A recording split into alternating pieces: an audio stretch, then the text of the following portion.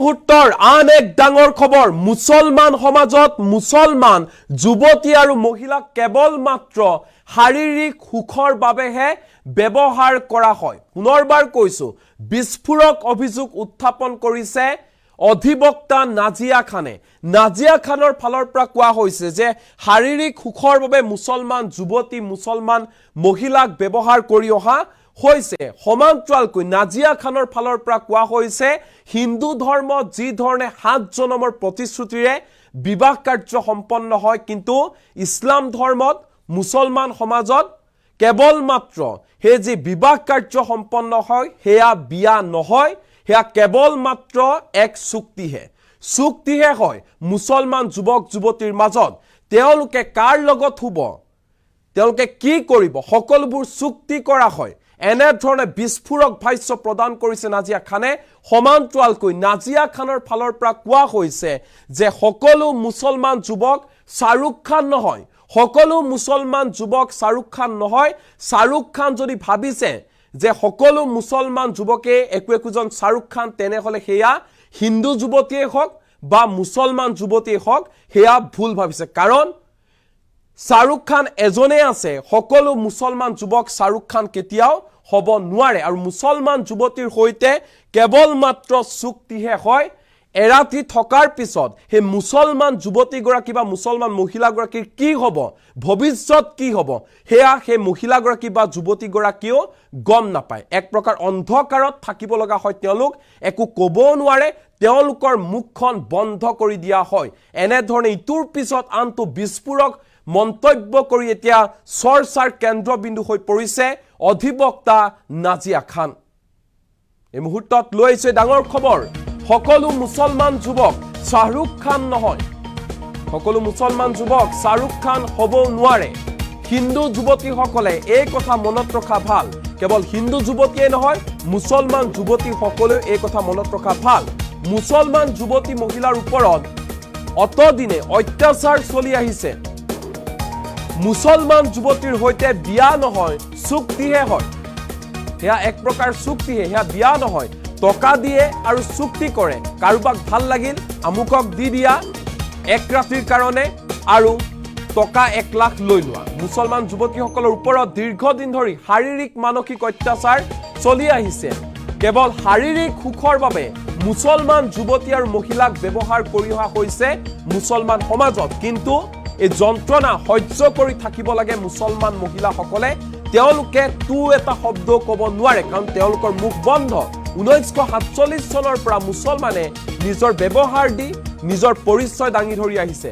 এনে ধৰণে মুছলমান সমাজক লৈ বিস্ফোৰক ভাষ্য অধিবক্তা নাজিয়া খানৰ বিভিন্ন সময়ত নিজৰ মন্তব্যৰে বিতৰ্কৰ আৱৰ্তত থাকে নাজিয়া খান এবাৰ ব্যতিক্ৰম নহয় এবাৰ পুনৰ মুছলমান সমাজক টাৰ্গেট কৰি কেতবোৰ বিস্ফোৰক ভয়ানক মন্তব্য কৰিছে অধিবক্তা নাজিয়া খানৰ ফালৰ পৰা কোৱা হৈছে যে মুছলমান সমাজত মুছলমান যুৱতী আৰু মহিলাক সেক্স টয় হিচাপে অৰ্থাৎ যৌন সামগ্ৰী হিচাপে ব্যৱহাৰ কৰি অহা হৈছে অতদিনে তেওঁলোকক কেৱল মাত্ৰ খেলনা সামগ্ৰী যৌন সামগ্ৰী হিচাপে ব্যৱহাৰ কৰি অহা হৈছে তেওঁলোকৰ হৈতে বিবাহ নহয় তেওঁলোকক কেৱল মাত্ৰ চুক্তি কৰি ৰখা হয় আজি কিবা এটা অনুষ্ঠান হল তাত যদি কোনোবা মুছলমান যুৱতীক দেখিলে যদি মুছলমান যুৱতী গৰাকীক ভাল লাগিল লগালগ তেওঁলোকে পইচা অফাৰ কৰে ধনৰ অফাৰ কৰা হয় হে পৰিয়ালটোক আৰু ধনৰ বিনিময়ত বিবাহ কাৰ্য হয় এক প্ৰকাৰ হেয়া চুক্তি হয়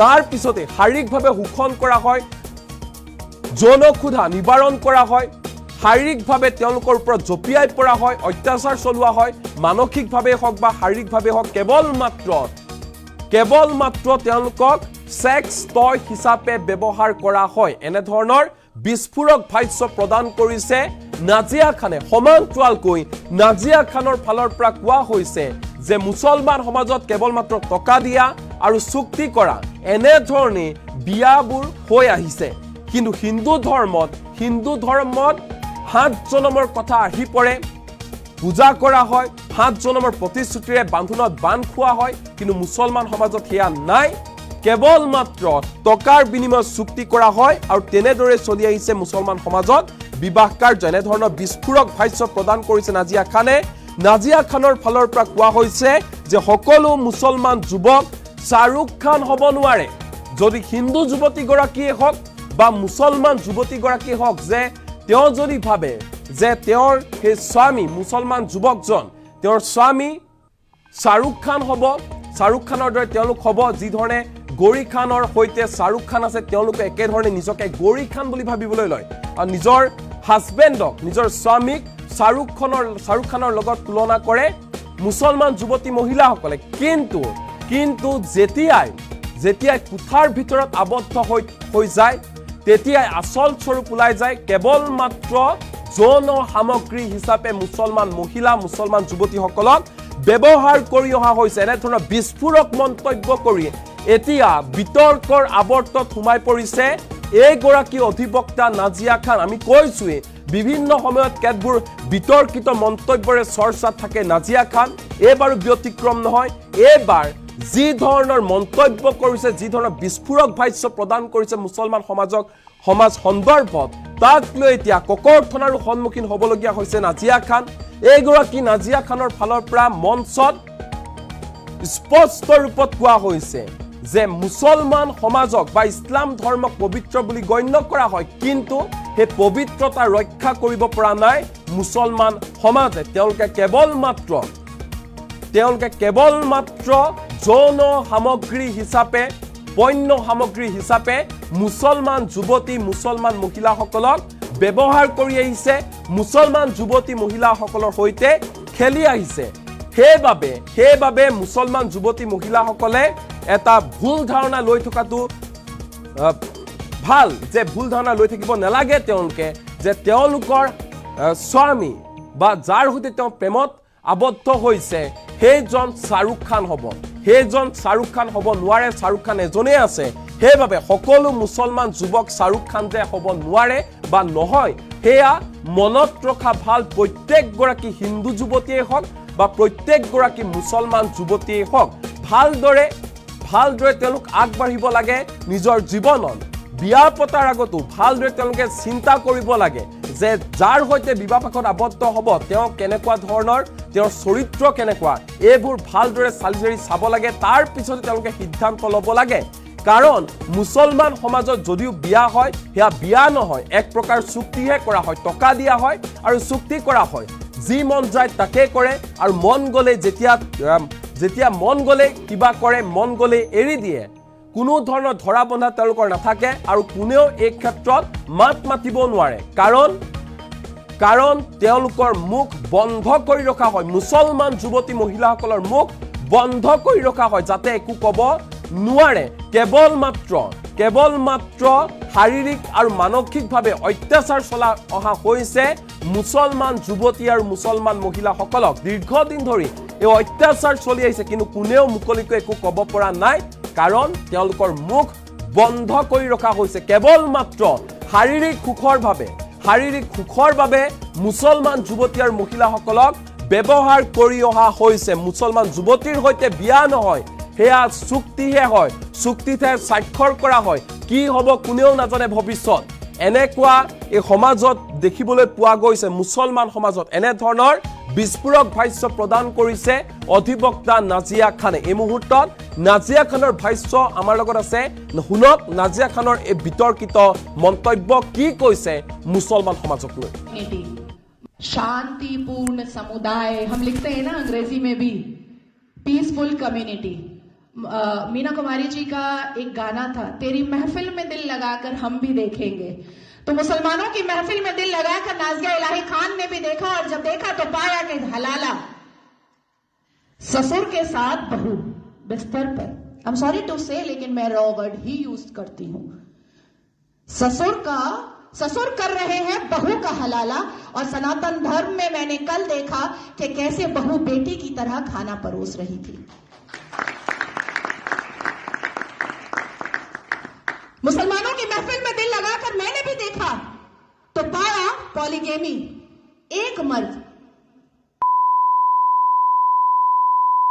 और अनुमति तो 11 की कि 11 महिलाओं को एक बिस्तर पर लेकर के आराम से पूरा करो। ना पिता कुछ बोलेगा, ना मां कुछ बोलेगी, ना परिवार कुछ बोलेगा, और ना ही इस्लाम के मानने वाले, इस्लाम के ठेकेदार कुछ बोलेंगे। इस महफिल में दिल लगाकर मैंने भी देखा और पाया निकाह मुद्दा, टेम्पररी सेक्सुअल मैरिज। कुछ समय के लिए एक शादी में गई, एक आयोजन में गई, कोई लड़की मुसलमान बेटी और वहां पर किसी शादीशुदा अधेड़ मर्द को एक चहचहाती हुई, एक उछलती कूदती हुई मुसलमान बेटी पसंद आ गई और कह दिया अब्बा जान को कि ये लो 5 लाख रुपए और 1 हफ्ते के लिए अपनी बेटी दे देना। कॉन्ट्रैक्ट होता है, कॉन्ट्रैक्ट। हमने रजाकार के आखिरी मुखबिर असदुद्दीन अवैसी को सुना होगा कि निकाह इज अ कॉन्ट्रैक्ट मैरिज। हमारा विवाह नहीं होता, हम साथ वचन नहीं लेते, ना आगे पति फेरे लेता है ना पीछे पत्नी फेरे लेती है। हमारा तो कॉन्ट्रैक्ट होता है, हम तो एक डील में आते हैं। ये है। तो इस महफिल में जब दिल लगाया और भीतर से, तो पाया कि निकाह मस्यार भी होता है। निकाह मस्यार कैसा होता है कि 1 लाख रुपए पर 1 महीना लड़की रहेगी और सुबह किस वक्त कौन सा सूरज निकलेगा और शौहर छोड़ करके भाग जाएगा, पलटकर पूछना नहीं है, क्योंकि मस्यार निकाह में है कि तुम कहां भागे हो ये जानना नहीं है। तो मैं पूछना चाहती हूं कि अगर इस्लाम हमने रसूल का पैगाम है, अगर मुसलमान शांतिपूर्ण समुदाय है, तो चप्पल और पत्थर से मस्जिद अल्लाह का घर कैसे बचाते हो भैया? कैसे? 1947 से मुसलमानों ने अपने एक्टिविटी से, अपने बिहेवियर से ये लोगों को बताया है कि ये कोई अमने रसूल नहीं है, ये प्रॉफिट मोहम्मद सल्लल्लाहु अलैहि वसल्लम के फॉलोअर तो नहीं है, ये औरंगजेब के ठरकजेब हैं, ये मुगले आजम के जाहिले आजम हैं। बस इतना ही है इनका परिचय, इसके अलावा इनका परिचय कुछ भी नहीं है। शिक्षा बोलो नहीं लेंगे, इंसान बनने बोलो नहीं बनेंगे, कुछ पढ़ने बोलो नहीं पढ़ेंगे, कुछ करने बोलो नहीं करेंगे, लेकिन रेप करने बोलो तुरंत करेंगे, लव जिहाद करने बोलो तुरंत करेंगे, बम गोली बारूद फेंकने बोलो तुरंत फेंकेंगे, आतंक मचाने बोलो तुरंत मचाएंगे। आखिर क्या है इस समुदाय में जो एक समुदाय पूरे दुनिया के सारे धर्म वालों को परेशान करके रखा है? आखिर क्या है राज? उस आसमानी किताब का, उस अल कुरान का राज क्या है जो मदरसों के अंदर छुप कर पढ़ाया जाता है, जो मजार के अंदर छुप कर करवाया जाता है, जो मस्जिदों के अंदर छुप कर सुनाया जाता है, जो घरों के अंदर तरबियत और तालीम में बताया जाता है? क्या है उसका राज? क्यों कहते हैं मुसलमान घर में अंदर ही जब बेटी छोटी सी होती है और बच्चा छोटा सा होता है, प्रसाद नहीं खाना हराम है, आप ही चले जाते हैं सवैयां खाने। हमें बताया जाता है प्रसाद नहीं खाना हराम है, हमें बताया जाता है मंदिर के सामने खड़े नहीं होना, अल्लाह नाराज हो जाएगा, हमें बताया जाता है कि हिंदुओं के घर का पानी ना पीना, अल्लाह नाराज हो जाएगा, हमें बताया जाता है कि अपने जीवन साथी के लिए हिंदुओं को कभी मत चुनना, नहीं तो घर से, परिवार से बेदखल कर दी जाओगी। क्या है राज? उस राज को खोलना चाहिए। मैं जानती हूं कि सनातन धर्म के लोग जिस हिसाब से अपने रामायण, महाभारत, श्रीमद् भगवद गीता को पढ़ते हैं, उनके अंदर शांति होती है, उनके अंदर इंसानियत होती है, उनके अंदर माफी की तलबगारी होती है, मैं जानती हूं। लेकिन जिस गली जाना नहीं है उसका पता पूछना पड़ेगा, अपनी बेटियों को समझाना पड़ेगा कि कोई अब्दुल अच्छा नहीं है, अपनी बेटियों को बुझाना पड़ेगा कि शाहरुख खान ने गौरी खान से शादी तो की है, पर हर रेड़ी वाला, हर संतरे वाला, हर नींबू वाला, हर अचार वाला, हर पंचर वाला शाहरुख खान नहीं होता। शांतिपूर्ण समुदाय, हम लिखते हैं ना अंग्रेजी में भी, पीसफुल कम्युनिटी। मीना कुमारी जी का एक गाना था, तेरी महफिल में दिल लगाकर हम भी देखेंगे। तो मुसलमानों की महफिल में दिल लगाकर नाज़िया इलाही खान ने भी देखा, और जब देखा तो पाया कि हलाला ससुर के साथ बहू बिस्तर पर, आई एम सॉरी टू से, लेकिन मैं रॉ वर्ड ही यूज करती हूं, ससुर कर रहे हैं बहू का हलाला। और सनातन धर्म में मैंने कल देखा कि कैसे बहू बेटी की तरह खाना परोस रही थी। मुसलमानों की महफिल में दिल लगाकर मैंने भी देखा तो पाया पॉलीगेमी, एक मर्द, और अनुमति तो 11 की कि 11 महिलाओं को एक बिस्तर पर लेकर के आराम से पूरा करो। ना पिता कुछ बोलेगा, ना मां कुछ बोलेगी, ना परिवार कुछ बोलेगा, और ना ही इस्लाम के मानने वाले, इस्लाम के ठेकेदार कुछ बोलेंगे। इस महफिल में दिल लगाकर मैंने भी देखा और पाया निकाह मुत्ता, टेम्पररी सेक्सुअल मैरिज। कुछ समय के लिए एक शादी में गई, एक आयोजन में गई, कोई लड़की मुसलमान बेटी, और वहां पर किसी शादीशुदा अधेड़ मर्द को एक चहचहाती हुई, एक उछलती कूदती हुई मुसलमान बेटी पसंद आ गई और कह दिया अब्बा जान को कि ये लो 5 लाख रुपए और 1 हफ्ते के लिए अपनी बेटी दे देना। कॉन्ट्रैक्ट होता है, कॉन्ट्रैक्ट। हमने रजाकार के आखिरी मुखबिर असदुद्दीन अवैसी को सुना होगा कि निकाह इज अ कॉन्ट्रैक्ट मैरिज। हमारा विवाह नहीं होता, हम 7 वचन नहीं लेते, ना आगे पति फेरे लेता है, ना पीछे पत्नी फेरे लेती है। हमारा तो कॉन्ट्रैक्ट होता है, हम तो एक डील में आते हैं। ये है। तो इस महफिल में जब दिल लगाया और भीतर से, तो पाया कि निकाह मस्यार भी होता है।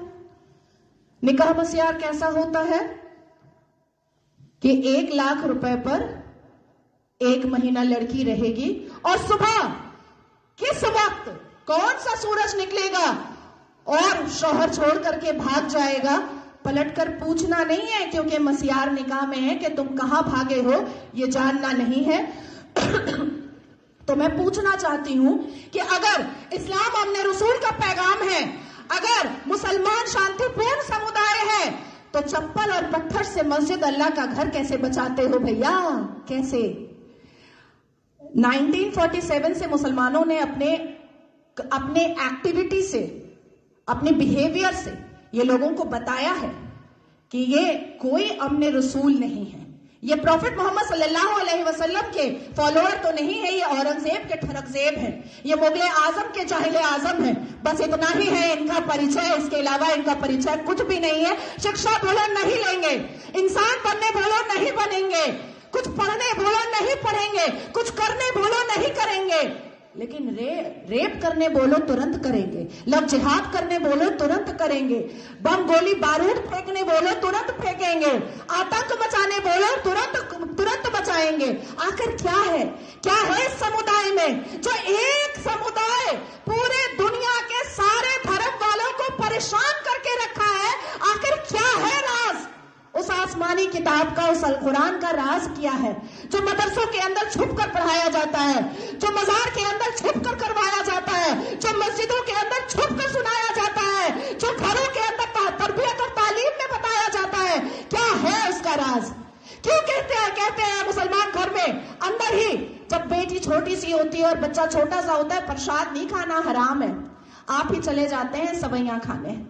हमें बताया जाता है प्रसाद नहीं खाना हराम है, हमें बताया जाता है मंदिर के सामने खड़े नहीं होना, अल्लाह नाराज हो जाएगा, हमें बताया जाता है कि हिंदुओं के घर का पानी ना पीना, अल्लाह नाराज हो जाएगा, हमें बताया जाता है कि अपने जीवन साथी के लिए हिंदुओं को कभी मत चुनना, नहीं तो घर से, परिवार से बेदखल कर दी जाओगी। क्या है राज? उस राज को खोलना चाहिए। मैं जानती हूं कि सनातन धर्म के लोग जिस हिसाब से अपने रामायण, महाभारत, श्रीमद् भगवद गीता को पढ़ते हैं, उनके अंदर शांति होती है, उनके अंदर इंसानियत होती है, उनके अंदर माफी की तलबगारी होती है, मैं जानती हूं। लेकिन जिस गली जाना नहीं है उसका पता अब पूछना पड़ेगा, अपनी बेटियों को समझाना पड़ेगा कि कोई अब्दुल अच्छा नहीं है, अपनी बेटियों को बुझाना पड़ेगा कि शाहरुख खान ने गौरी खान से शादी तो की है, पर हर रेड़ी वाला, हर संतरे वाला, हर नींबू वाला, हर अचार वाला, हर पंचर वाला शाहरुख खान नहीं होता। शांतिपूर्ण